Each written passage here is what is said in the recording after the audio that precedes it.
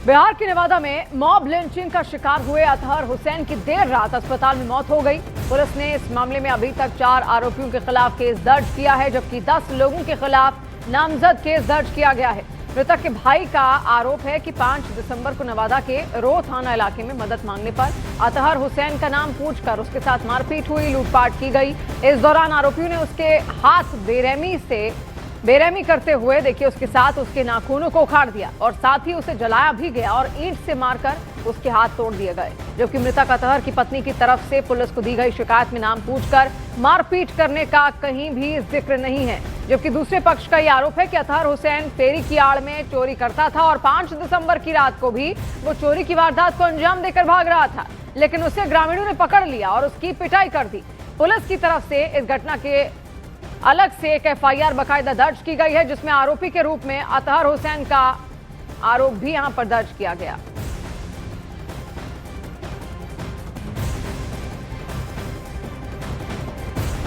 तो पुलिस ने एक एफआईआर दर्ज की जिसमें 10 लोगों के नाम है। 4 आरोपियों को गिरफ्तार किया गया है। आरोपियों से भी आगे की पूछताछ यहां पर की जाएगी। अलग अलग एंगल जो हैं वो सामने आ रहे हैं।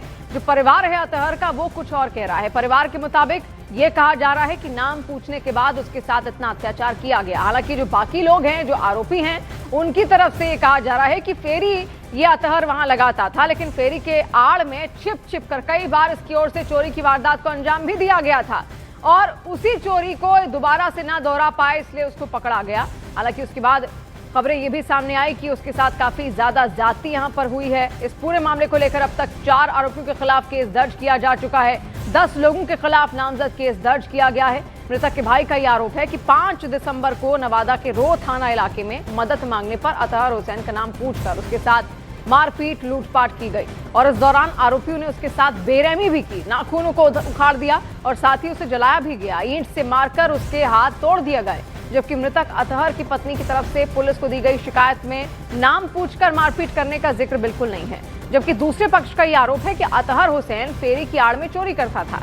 5 दिसंबर की रात को भी वो चोरी की वारदात को अंजाम देकर वहीं से भाग रहा था।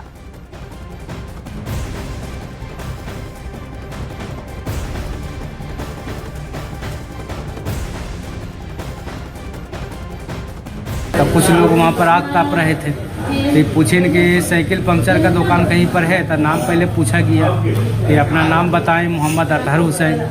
उनके बाद सबसे पहले बोले कि ठीक है। अतहर तो पूरा टोबा टोबी करे लगा कि क्या क्या तेरे पास है दिखलाओ।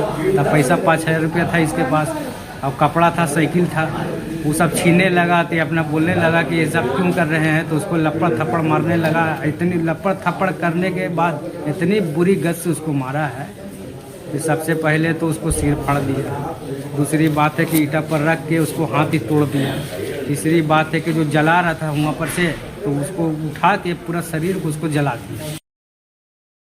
बराम भट्टा थाना रो में एक व्यक्ति को मारपीट किया गया है और छीन छोड़ किया गया है, जिस संबंध में रो थाना कांड संख्या 413-25 दर्ज किया गया और 10 नेम्ड व्यक्ति के विरुद्ध दर्ज किया गया था, जिसमें से 4 की गिरफ्तारी अब तक हो चुकी है और जो व्यक्ति इलाजरत थे उनकी इलाज के दौरान मृत्यु हो गई है, जिसका विधिवत पोस्टमार्टम ये एफएसएल टीम आई थी एवं मजिस्ट्रेट के समक्ष विधिवत पोस्टमार्टम रिपोर्ट इंक्वेस्ट रिपोर्ट तैयार किया गया है।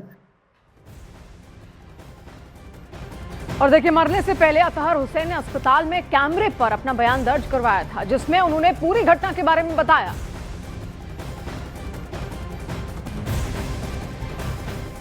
हम कपड़ा बेचने के लिए डुमरी गए थे और के बाद आने में हम लेट हो गया, 7-8 बज गया। भट्टा के आगे जब पहुंचे तो 4-5 आदमी मिलके हमको छेक लिया और उसके बाद इंक्वायरी करने लगा मेरा पॉकेट को, जिसमें मेरा 16-17-18 हजार रुपया था। उसके बाद कपड़ा था, साइकिल था, सबको छीन लिया। छीनने के बाद क्या हुआ कि 4 आदमी मिलके पैर हाथ पकड़ के एक ठो रूम में ले जाके हमको बंद कर दिया। जब काफी रात हुआ तो हमको क्या किया कि पैंट खोल के उसके बाद देखा कि मियाँ जी है मेरे पैड को खोल के पेट्रोल डाल दिया।